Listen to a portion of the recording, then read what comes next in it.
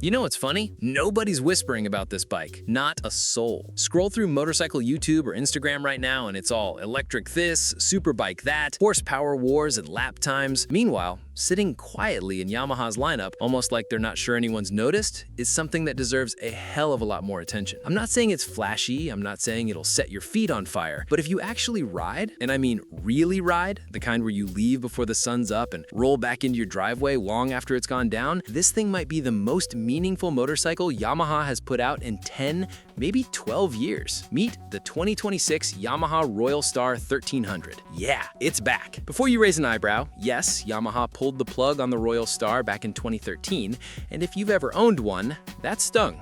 Honestly, it still does.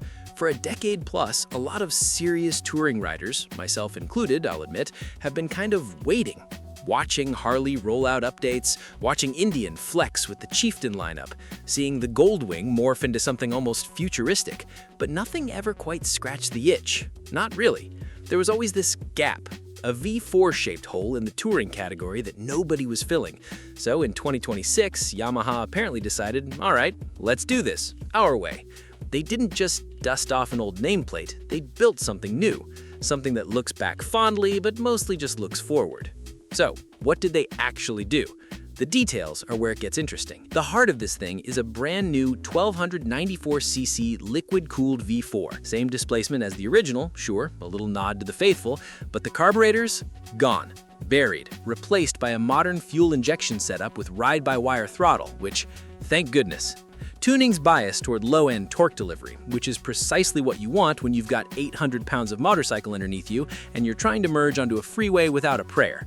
Peak numbers are 103 horsepower and 121 pound-feet of torque, and the torque comes on nice and early around 4,500 RPM. You're never digging around for power in real-world riding. It's just there. And that V4, look, that's not marketing fluff. That's Yamaha's quiet advantage in the touring space. B-twins are cool, they have soul, they have character, but after hour 2 at 75 miles per hour, be honest, your hands are buzzing, your mirrors are a blur. The V4 smooths that ride out, cancels the vibration in a way a twin simply can't match. 2 hours in, cruising across Nebraska or wherever you find yourself, your hands feel fine, the mirrors are steady, you're just riding. That's a rare thing, especially at this price. Oh, price, let me touch on that before I forget. Base tour model starts at $18,499. If you want the fully dressed Venture Edition, fairing, integrated hard panniers, top case, that gorgeous 7-inch TFT with nav, you're looking at $21,999. Put that up against an Indian Chieftain at nearly $24,000 or a comparably equipped Road Glide. I mean, the math isn't complicated, right? It sort of sells itself. Spec sheets, though, they're just paper. What's it actually like to sit on this thing and ride it? The riding position, I'd call it commanding without being aggressive. You're not kicked way forward like a chopper, not hunched over like a sport tourer. Upright, arms a little extended, feet planted naturally beneath you. It feels like you're in charge, not trying to prove something. Seat height is 27.5 inches. For a bike this size, that's genuinely approachable. And even though wet weight hovers around 720 pounds, the weight distribution's clever enough that low-speed parking lot stuff doesn't feel terrifying. Manageable. I wouldn't have believed it either until I felt it. Something that genuinely caught me off guard? Cornering. A bike this heavy has no business carving with confidence, but it does. The frame, steel double cradle, is stiff where it counts and compliant everywhere else. Yamaha tuned the suspension for loaded touring, so you've got a 43mm fork up front with 5.1 inches of travel and a monoshock in the back with preload adjustment. Riding 2 up with a weekend's worth of gear, the bike doesn't punish you, it just handles it. Brakes. Let's not breeze past this either. Dual 320mm discs up front, 4-piston radial mount calipers, a single 282mm disc out back, and the whole system is managed by cornering ABS that actually reads lean angle. Think about the original Royal Star for a second. That kind of tech wasn't even imaginable. Now it's standard, not optional, standard. And the electronics suite? This is where Yamaha tips their hand that this isn't some cozy nostalgia act. 4 riding modes: Tour, Standard, Rain, Custom. Traction control with 3 intervention levels, cruise control, which on a touring bike is basically oxygen. On the Venture trim, that 7-inch TFT runs Bluetooth, turn-by-turn nav, Apple CarPlay, tire pressure monitoring, all visible in direct sunlight. all usable without staring away from the road for more than a blink. It's slick without being distracting. Fuel tank holds 5.3 liters. You'll see around 38 to 42 mpg depending on how heavy your wrist is, so realistic range between fill-ups sits right around 200 miles. Not groundbreaking, no, but respectable for a 1300cc V4 hauling full touring weight. So, who's this for?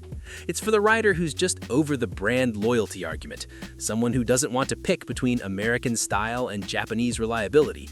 You want the chroma, the sweeping lines, the deep paint, that classic presence, but you also want a machine that, when you're 1,000 miles away on some empty Nevada highway, just works, doesn't strand you, doesn't make excuses.